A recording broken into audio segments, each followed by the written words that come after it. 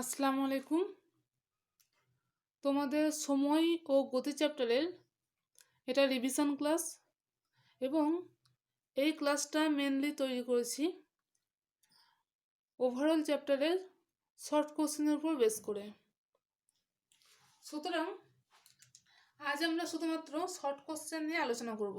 এই চ্যাপ্টারের সমস্ত শর্ট কোশ্চেন যত সম্ভব রয়েছে সেইগুলো নিয়ে আলোচনা করব। আমি একটা কোশ্চেন পেপার আগে থেকে তৈরি করে রেখেছি, দরকার হলে তোমরা একটু এটা স্ক্রিনশট করে ছবিটাকে জুম করে নিয়ে কোশ্চেনগুলো আগে লিখে নাও, তারপর আবার ভিডিওটা চালু করো, নাহলে মাঝে হয়তো তোমাকে কোশ্চেনটা সরিয়ে দিতে হবে, সেক্ষেত্রে তোমাদের প্রবলেম হতে পারে। ঠিক আছে, তাহলে আজকে আমরা দেখব সময় ও গতি চ্যাপ্টারের রিভিশন।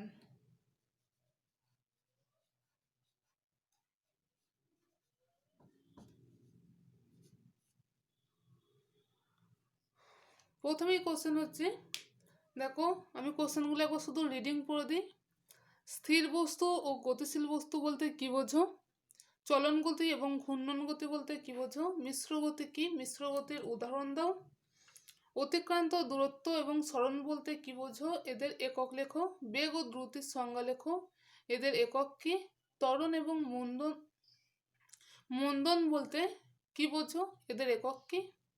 স্কেলার রাশি এবং ভেক্টর রাশির উদাহরণ দাও। বস্তুর গতি সংক্রান্ত নিউটনের তৃতীয় গতিসূত্র লেখো। বায়ুশূন্য স্থানে পাখি উঠতে পারে কি? সরি, ওটা কয়ে দীর্ঘ হবে না, ওটা কয়ে হস্যকার হবে, এটা কয়ে দীর্ঘ হবে না,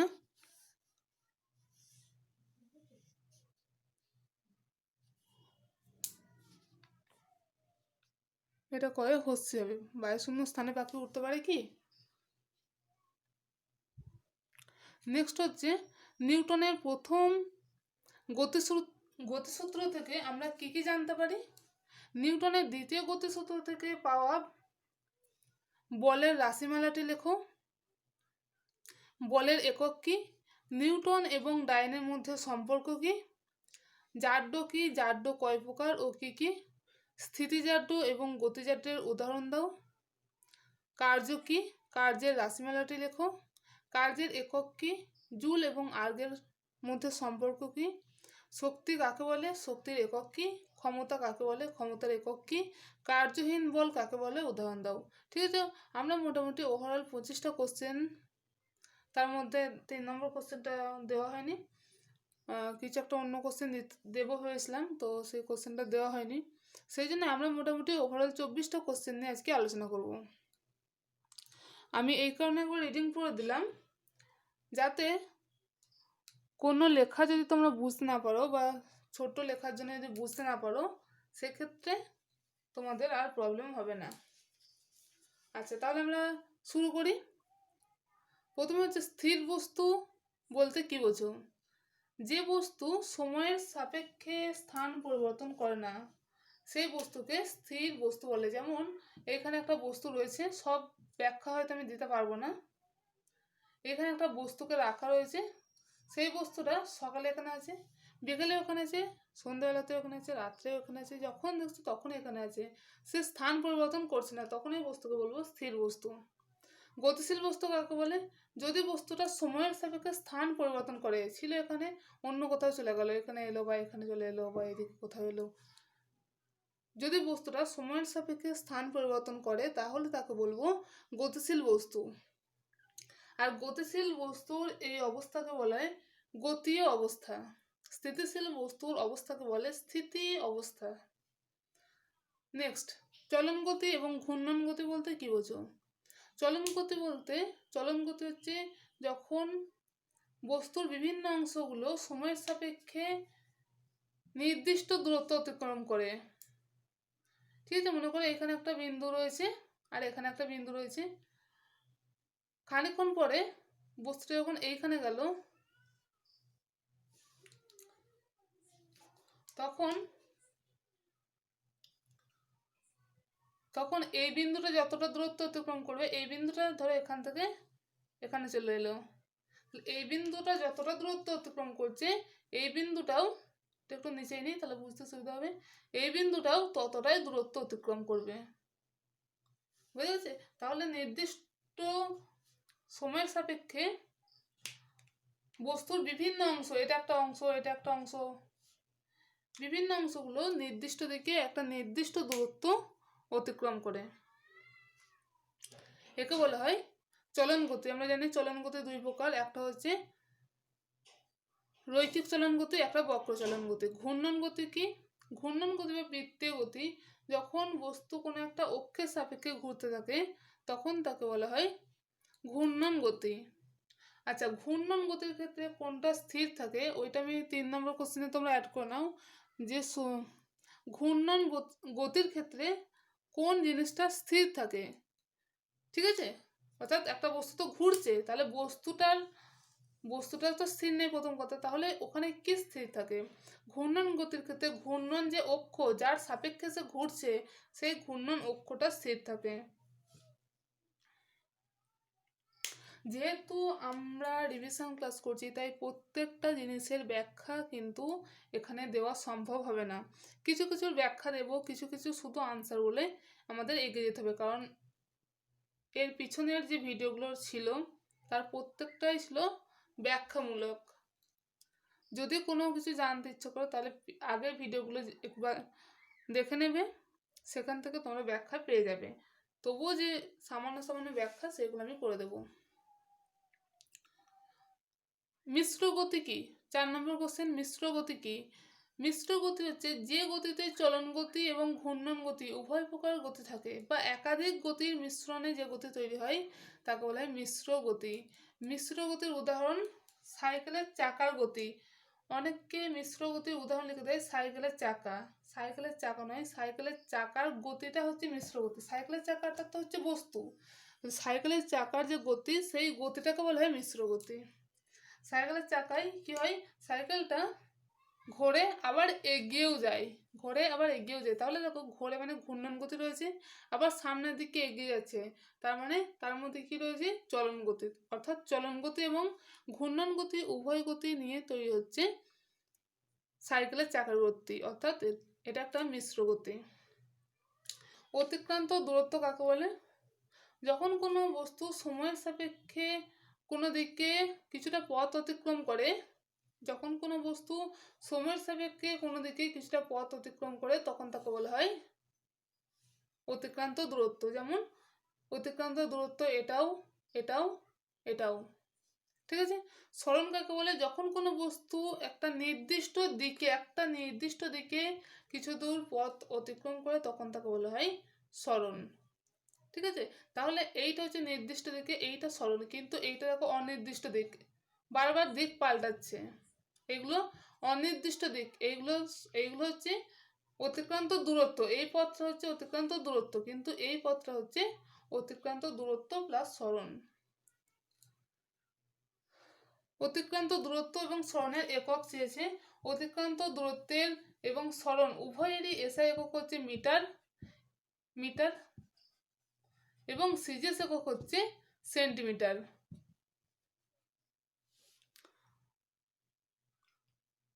হয়েছে? আচ্ছা, 1 মিটার সমান কত সেন্টিমিটার? 1 মিটার সমান হচ্ছে 100 সেন্টিমিটার। তারপর নেক্সট কোশ্চেন রয়েছে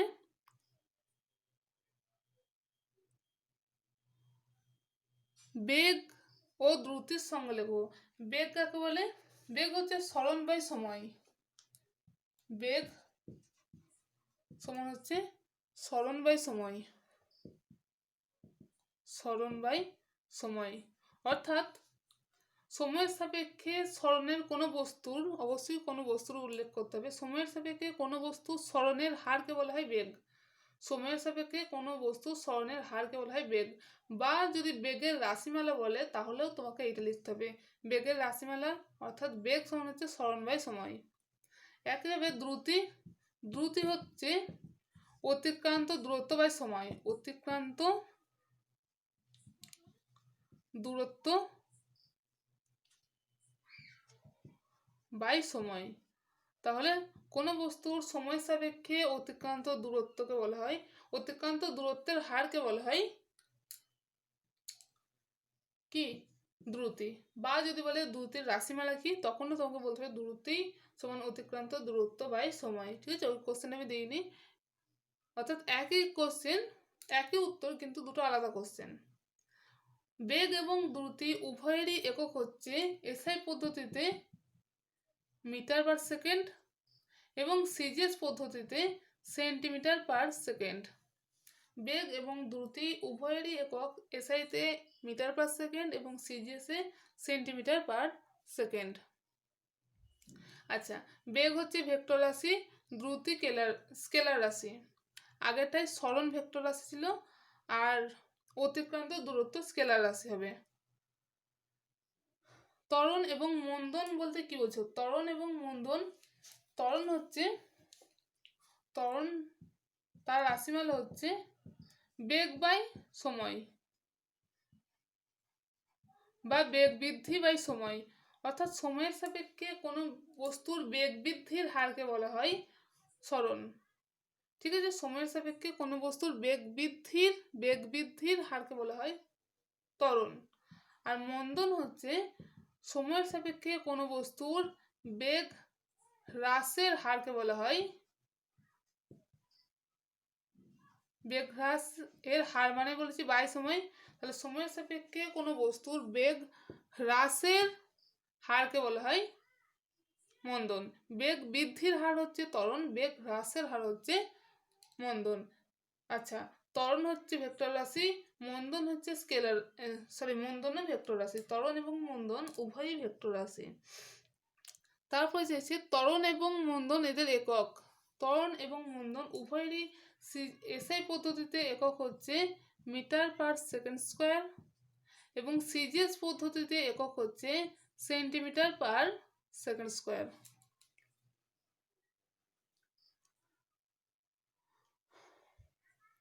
স্কেলার রাশি এবং ভেক্টর রাশির উদাহরণ। 8 নম্বর কোশ্চেন চেয়েছে স্কেলার রাশি এবং ভেক্টর রাশির উদাহরণ। অনেকগুলো আমি বললাম, স্কেলার রাশির উদাহরণ কি কি হবে? অতিক্রান্ত দূরত্ব, দ্রুতি, কার্য, এগুলো হচ্ছে স্কেলার রাশি। কি কি বললাম? স্কেলার রাশি, অতিক্রান্ত। আচ্ছা, স্কেলার রাশি কাকে বলে একবার সংজ্ঞাটা বলে দিই। যে সমস্ত রাশির নির্দিষ্ট মান থাকলেও কোনো নির্দিষ্ট অভিমুখ থাকে না, তাদেরকে বলা হয় স্কেলার রাশি। কিন্তু যে সমস্ত রাশির মান এবং নির্দিষ্ট অভিমুখ উভয়ই রয়েছে তাদের বলা হয় ভেক্টর রাশি। যেমন এইখানে যখন বস্তুটা যাচ্ছিল, একটা নির্দিষ্ট দিক নেই, এখন এদিকে তারপরে এইদিকে তারপরে এইদিকে, বারবার দিক পরিবর্তন হচ্ছে, কিন্তু কিছুটা পথ অতিক্রম করছে, সুতরাং এটা অতিক্রান্ত দূরত্ব কিন্তু স্কেলার রাশি, মান আছে কিন্তু অভিমুখ নেই।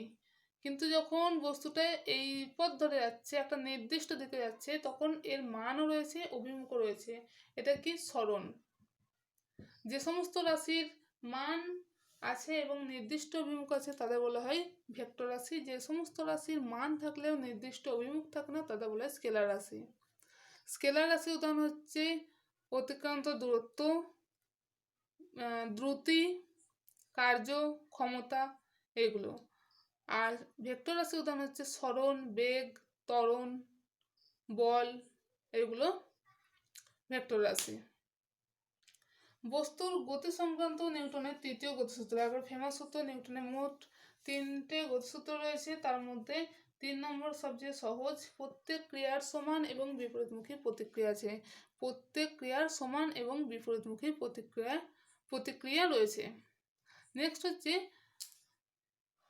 বায়ুশূন্য স্থানে পাখি উঠতে পারে কি? দেখো, পাখির ওড়ার জন্য কি বলেছিলাম, পাখি বাতাসের ওপর তার ডানার সাহায্যে বল প্রয়োগ করে। এটাকে যদি ক্রিয়া বলি, তাহলে বাতাস ও পাখির ডানার উপরে একটা সমান এবং বিপরীতমুখী অর্থাৎ ঊর্ধ্বমুখী একটা প্রতিক্রিয়া বল প্রয়োগ করে। ঠিক আছে, এই প্রতিক্রিয়া বলের সাহায্যেই পাখি উড়ে যেতে পারে। কিন্তু যেখানে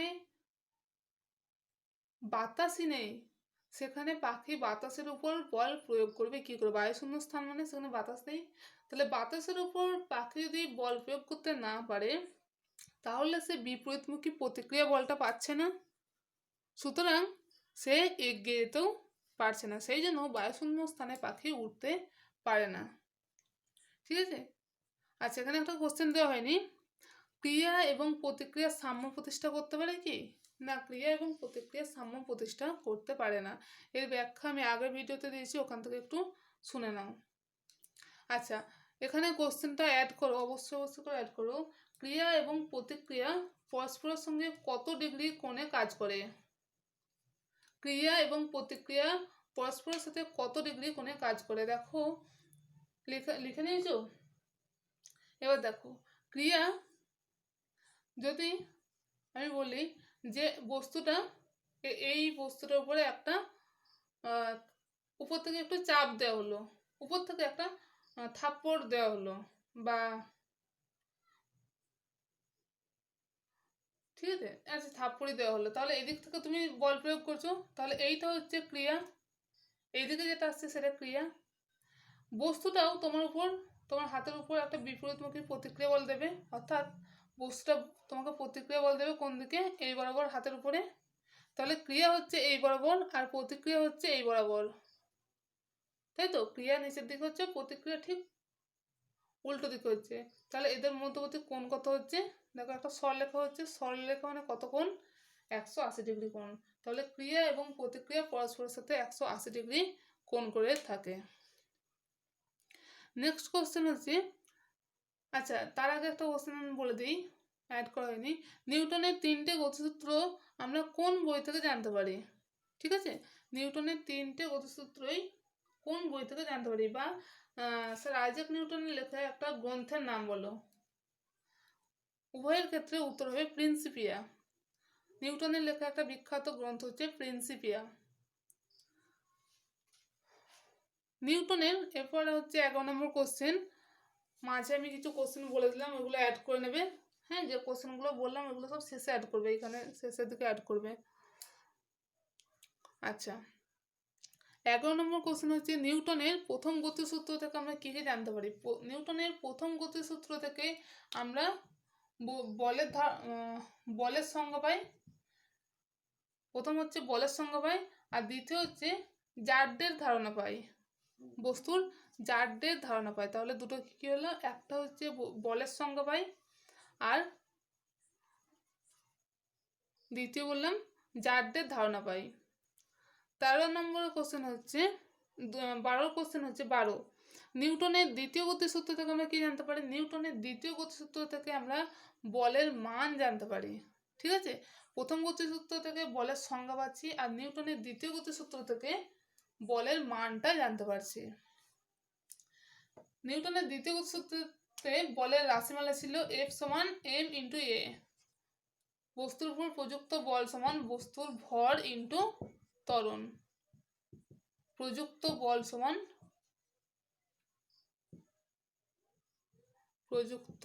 সমান হচ্ছে ভর ইন্টু ত্বরণ। এটা কোথা থেকে জানতে পারি? নিউটনের দ্বিতীয় গতিসূত্র থেকে। 13 নম্বর কোশ্চেন হচ্ছে, নিউটনের দ্বিতীয় গতিসূত্র থেকে পাওয়া বলের রাশিমালাটি লেখো। এইমাত্র যেটা লিখে দিলাম সেটা, F সমান m ইন্টু a, যেখানে F হচ্ছে প্রযুক্ত বল, m হচ্ছে বস্তুর ভর এবং a হচ্ছে ত্বরণ। বলের একক কি? বলের এসআই পদ্ধতিতে একক হচ্ছে নিউটন, এটা হচ্ছে এসআই পদ্ধতিতে, আর সিজিএস পদ্ধতিতে একক হচ্ছে ডাইন, এটা হচ্ছে সিজিএস। এখানে লিখবে তোমরা, হ্যাঁ, নিউটন, আর এটা হচ্ছে ডাইন। বলের এসআই একক নিউটন, সিজিএস একক ডাইন। বলের এসআই একক এবং সিজিএস এককের মধ্যে সম্পর্ক হচ্ছে, বা নিউটন এবং ডাইনের মধ্যে সম্পর্ক হচ্ছে, 1 নিউটন মানে হচ্ছে 10⁵ ডাইন। ওকে, 1 নিউটন সমান 10⁵ ডাইন। নেক্সট, জাড্য, 16 নম্বর কোশ্চেন। জাড্য কি? জাড্য হচ্ছে বস্তুর স্থির থাকা বা গতিশীল, অর্থাৎ স্থির বস্তুর স্থির অবস্থা বা গতিশীল বস্তুর গতিশীল অবস্থা বজায় রাখার প্রবণতাই হচ্ছে জাড্য। ঠিক আছে, বস্তু যে অবস্থা আছে সেই অবস্থাটা বজায় রাখার চেষ্টা করে, এটাই হচ্ছে জাড্য। যে ধর্মের জন্য এটা করে সেটা জাড্য। জাড্য হচ্ছে দুই প্রকার, একটা হচ্ছে স্থিতিজাড্য এবং আর একটা গতিজাড্য। স্থির বস্তুর স্থির থাকার প্রবণতা হচ্ছে স্থিতিজাড্য, আর গতিশীল বস্তুর গতিশীল থাকার প্রবণতা হচ্ছে গতিজাড্য। আচ্ছা, স্থিতিজাত্যের উদাহরণ কি? স্থিতিজাত্য দেখো, ওই যে স্থির বাস যখন চলতে শুরু করে তখন আমরা সামনের দিকে ঝুঁকে যাই, এটা কিসের উদাহরণ? স্থিতিজাত্যের উদাহরণ। কেন ঘটে? কারণ এটা স্থিতিজাত্যের জন্য ঘটে। একইভাবে যদি চলন্ত বাস হঠাৎ থেমে যায় তাহলে গতিজাত্যের জন্য আমরা সামনের দিকে ঝুঁকে পড়ি, আর স্থিতিজাত্যের জন্য আমরা যখন স্থির বাস চলতে শুরু করে তখন স্থিতিজাত্যের জন্য আমরা পিছনের দিকে হেলে যাই। ঠিক আছে, স্থিতিজাত্যের জন্য আমরা পিছনের দিকে হেলে যাই স্থির বাস যখন চলতে শুরু করে, আর গতিজাত্যের জন্য কোনো গতিশীল বাস যখন স্থির হয় তখন আমরা সামনের দিকে ঝুঁকে পড়ি। বা কোশ্চেনটা এভাবেও দেওয়া যেত যে স্থির বাস যখন চলতে শুরু করে তখন আমরা কোন দিকে হেলে যাই, বা গতিশীল বাস যখন স্থির হয় তখন আমরা কোন দিকে হেলে যাই। হয়েছে? আচ্ছা, কার্য কি? কার্যের রাশিমালাটি লেখো। কার্য সমান হচ্ছে বল ইন্টু সরণ। প্রযুক্ত বল, কার্য সমান হচ্ছে কাজের রাশিমালা যেটা বলছি, বল ইন্টু সরণ। কার্য সমান হচ্ছে বল ইন্টু সরণ। অর্থাৎ কোনো বস্তুর উপর বল প্রয়োগ করলে যদি বস্তুটা সরণ হয় তাহলে আমরা বলি প্রযুক্ত বল কার্য করেছে। তার রাশিমালা হচ্ছে কার্য সমান বল ইন্টু সরণ। কার্যের একক, কার্যের এসআই পদ্ধতিতে একক হচ্ছে জুল বা জুল, এটা হচ্ছে এসআই পদ্ধতিতে, এবং সিজিএস পদ্ধতিতে একক হচ্ছে আর্গ।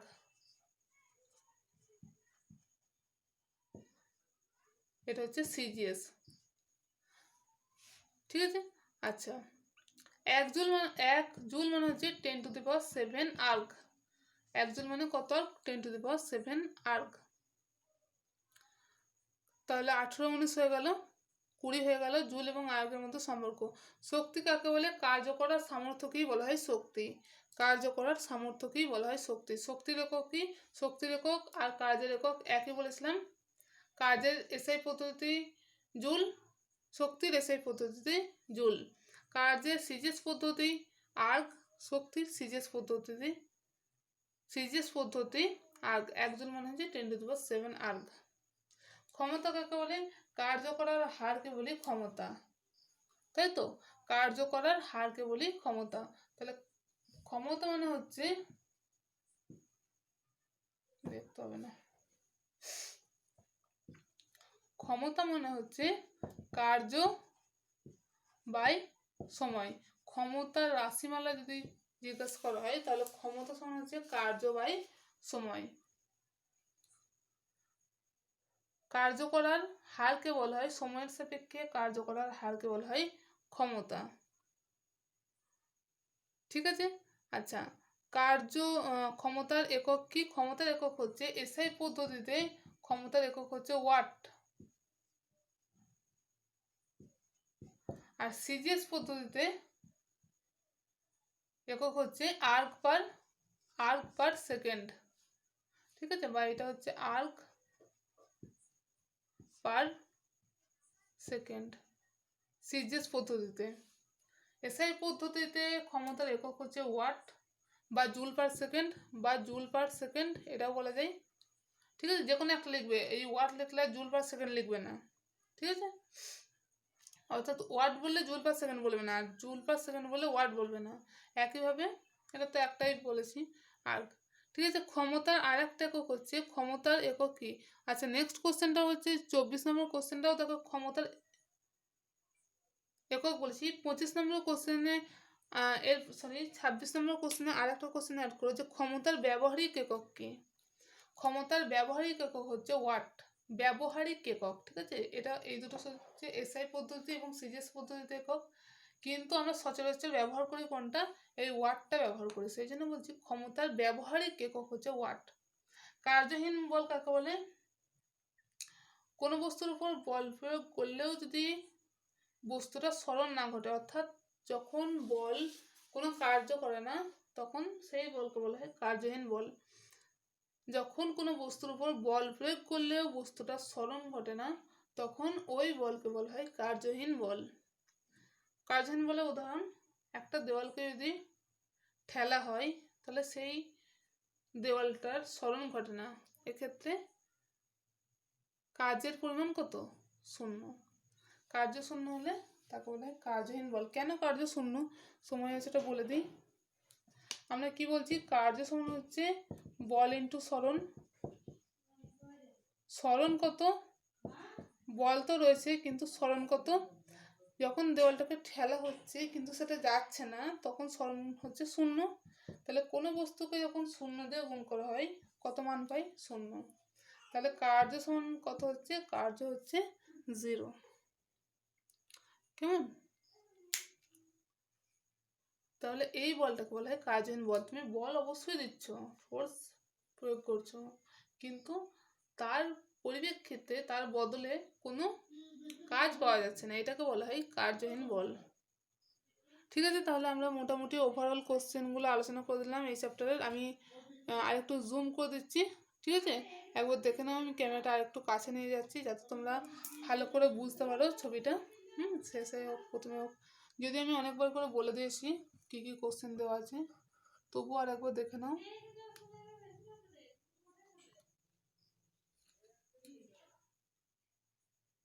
ঠিক আছে, তোমরা দয়া করে স্ক্রিনশট করে নাও।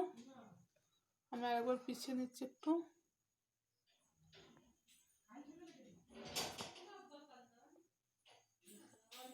ঠিক আছে, ওকে, তাহলে শেষ করলাম এখানেই। আসসালামু আলাইকুম।